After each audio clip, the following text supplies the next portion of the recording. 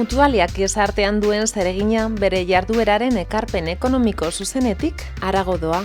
Balio erantzia ere sortzen baitu eta monetizatu egin daiteke hori. 2019ko ekitaldian proiektu bat abian jarri dugu G-Accounting irabazi asmorik gabeko ekonomia intereseko elkartearekin batera gizarte balioak neurtu, ebaluatu eta beste erakunde batzuekin alderatu ahal izateko. Horretarako eredu sendo bat prestatu dugu gure interes taldeek identifikatutako balioak modu objektiboan monetizatzeko aukera ematen diguna. 3 balio ekosistema bereizi ditugu balio sozialtzat zer ulertzen dugun objektibo egiteko asmoz. Jarduera ekonomikoaren bidez sortutako balio sozialari hauek gehitu behar zaizkio administrazioarentzat sortutako itzulkin sozioekonomikoa gehi. Interes taldeentzako balio sozial berariazkoa eta horren emaitza balio sozial integratua da.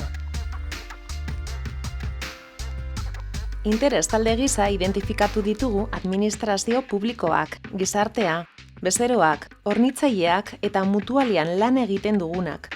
Eta talde horietako bakoitzak zer interes duen aztertu ondoren eta erreferentzia gisa 2018ko ekitaldia hartuta, balio aldagai garrantzitsuenak monetizatu ditugu.